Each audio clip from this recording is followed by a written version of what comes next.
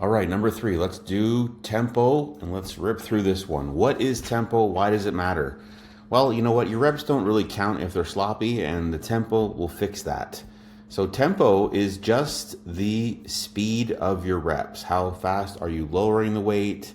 Are you pausing at any part in the rep? And how fast do you lift the weight? That's all tempo is.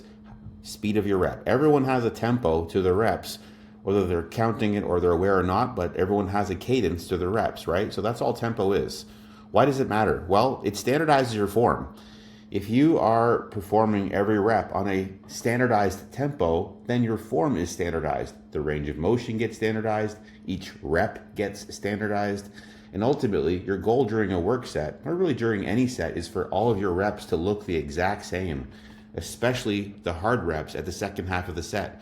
So tempo will standardize this. Because tempo ensures that you're in control of the rep during every inch of that rep, tempo also helps to prevent possible injuries from not being aware and conscious of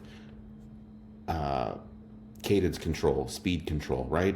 It locks in consistent, high quality execution. Again, your reps should look the same. Every rep should look the exact same if you're dialed in and you got it right.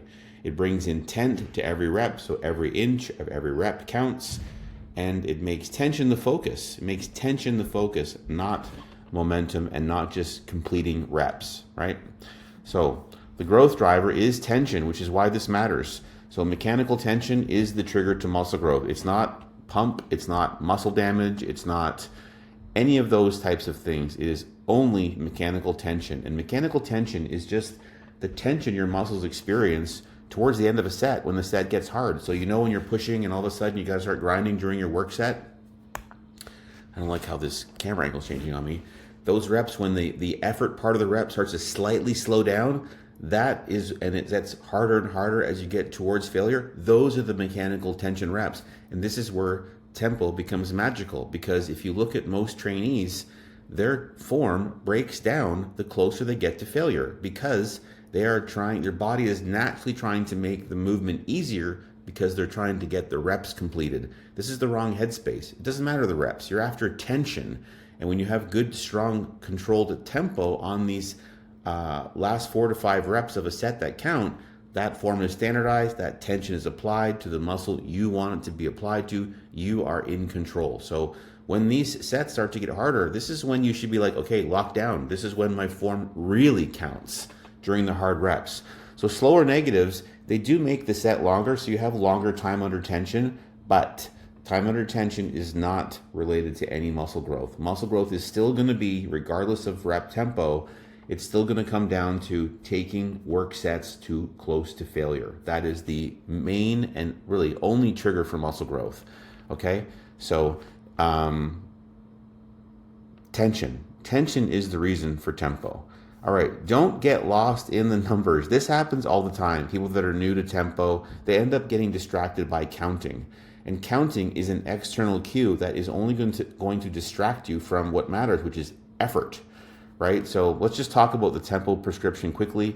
It's a 4-number system. So it's eccentric, pause, concentric, pause. Just means negative, pause, positive, pause. There's 4 parts of a rep, right? If you're squatting, you have the top, which you could pause.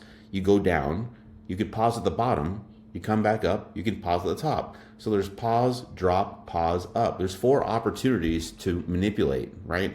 So if you had a squat or a 3-0-1 tempo, that's going to be 3 seconds down, 0 pause, 1 second up, 0 pause. Now, before you get confused about this and get obsessed over the counting, think logically.